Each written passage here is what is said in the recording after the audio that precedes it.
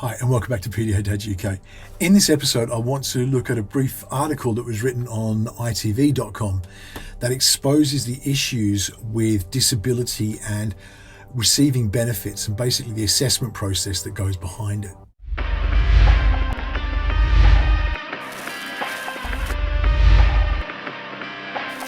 So as I say, thanks for joining me, and please do, before we go on, hit like, hit subscribe and ring that bell.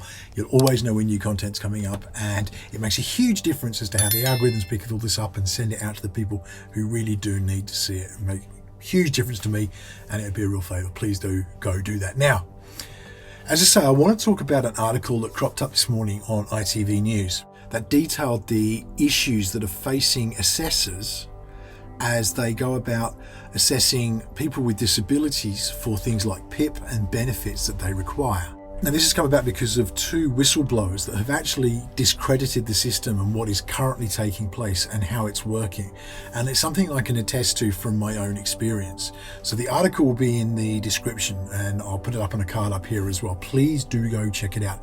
It is incredibly important and it's really exposing some major flaws. And I want to start this with a story of a friend of mine who lives locally to me, who, when he was a kid, had his leg amputated. He has one leg. He's an inspiration to me because he's one of these guys that does not let his disability get the better of him. He runs a business. He's a personal trainer in that business.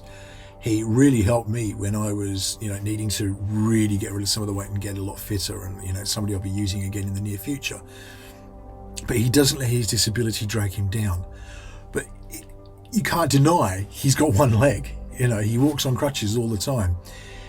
He overcomes his disability in the sense that he does not allow it to own him. He owns it and he will not be beaten by it. He gets up and he fights. And that's an admirable trait. That's something that everybody should be doing regardless of their situation. If there's something you need to fight for it. And that's what he does day in, day out. And as I say, a complete inspiration to me. A couple of years back, he was forced to go through the assessment process to get his PIP, which is really important to him because he needs an adapted car. Because obviously driving with one leg, there's challenges that he has an adapted car and it's required. After his assessment, because he was able to basically get in to do the assessment himself in the assessment offices rather than forcing them to come out to him, he was denied high-level mobility and he was in danger of losing his Motability car, which is essential for him. These things really do get to me because it's not like his leg grew back. He's still only got one leg, but the assessment criteria that is there is designed to stop, and this is what this article is saying, it's designed to stop people claiming the required benefits they need. And these are people who are obviously physically disabled. The report shows that over £440 million has been spent by the government discrediting cases. Of that 440 million, 200 million have been turned over by going to court afterwards and it being reversed. That's nearly half of that amount.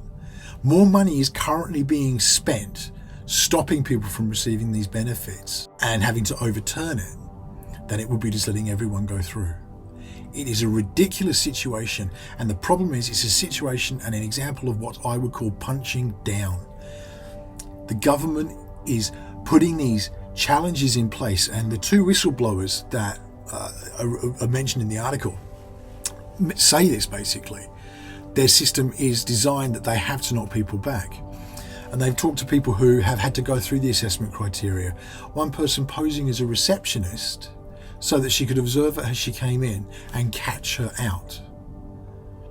The system is designed that it knocks you down a peg every time, and they are being forced almost to reduce things. And they talk about situations where they've actually had superiors come back to them and say, you need to knock this down. And when they've rejected it and said, I won't do that, it's been overturned by the superiors anyway. It forces people into a situation where they have to get legal representation, where they have to go and appeal these decisions, and £200 million has been spent defending these situations where it's been overturned anyway. That is a ridiculous situation, and it's putting vulnerable people at risk. You're taking the livelihoods, you're taking the freedoms away from people with disability. And disability isn't necessarily physical disability. The example I've used of my friend is a physical disability because it's so obvious, and yet he's still got refused. But there are hidden disabilities, and they're becoming more and more commonly understood and known.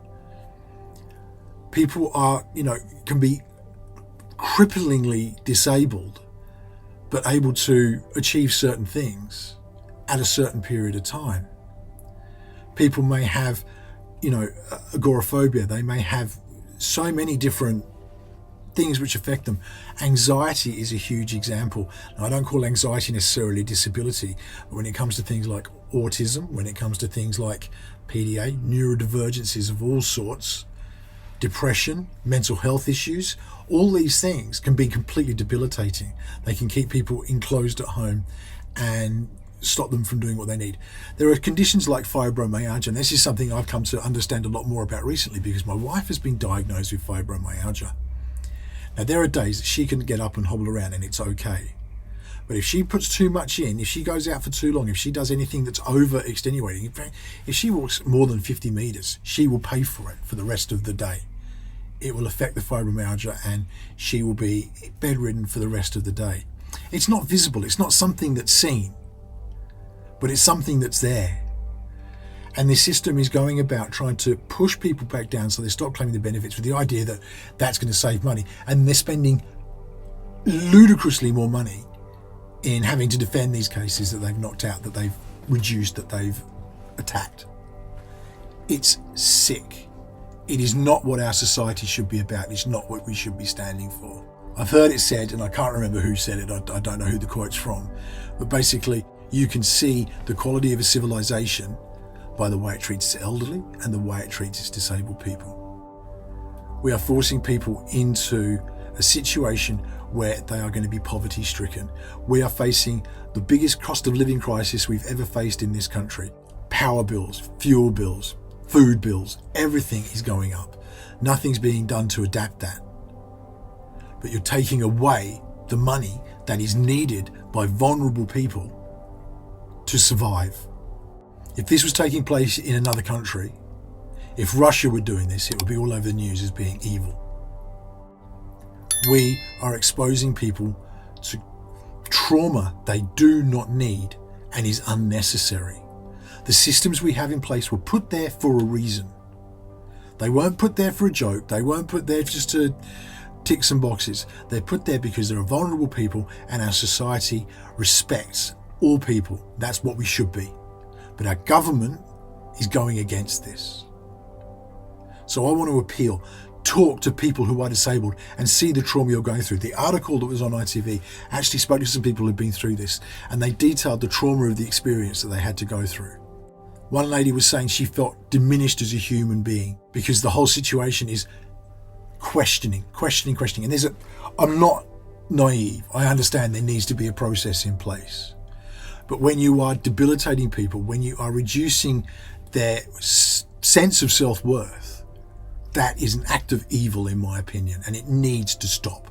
I'm really passionate about this, not from my own perspective, from the people I know who need this stuff. I run the group on Facebook and I have a lot of different parents on there who are dealing with kids who have extra needs. They are parents of autistic kids and neurodivergent kids. And it's a huge issue that this is taking place. I can speak for my own daughter. We need to spend a lot more on my daughter for certain things because she can't cope. Clothing's more expensive because she needs sensory clothing. Other things are more expensive. We need to get sensory toys. I need to get her to appointments and stuff like that. And at the moment, it costs me about £15 to get her to an appointment for her therapy and then get home again, driving via school and all that kind of stuff. That's happening once a week. She needs that. She has to go. I have to find that money somewhere. There are other parents who are out there who have to get specialist equipment. My cousin has a son with Down syndrome. He requires specific wheelchairs. He requires specific equipment that enable him to live his life and be as productive and fruitful as possible and have a quality of life that is as good as possible. And that's what we are attacking when we do this. We are attacking people's quality of life. And that is wrong. You can go into the statistics of countries and where that level of happiness is within the country. The most happy countries in the world have the least division between rich and poor. And that's amongst the entire population. Now, I'm not somebody who sits there and goes, you should vote this way, you should vote that way. I'm not somebody who goes out and makes my political beliefs known in that way. I don't think it's necessary. And my experience of life is that no matter who's in charge, they seem to be making the same mistakes. I am not attacking anybody for their political position.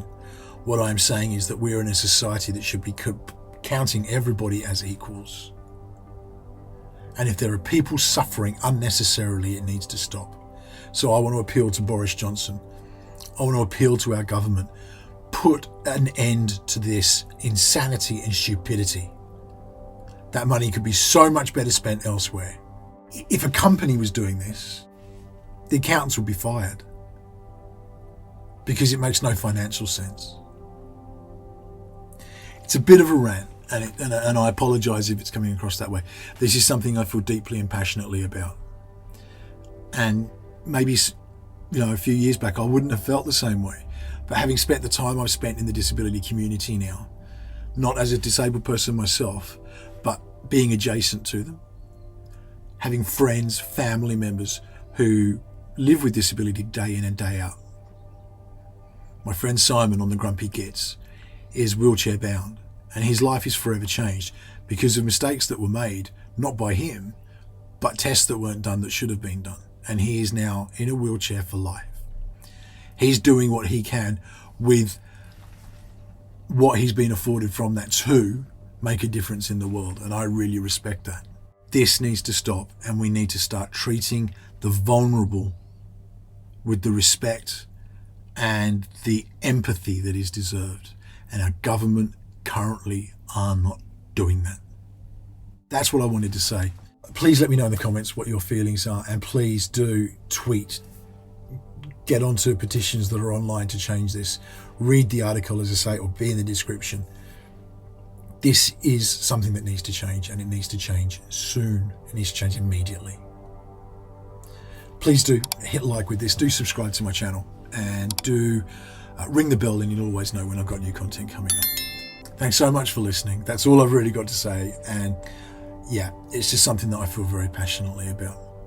I will see you again on the next episode, but in the meantime, please do stay safe.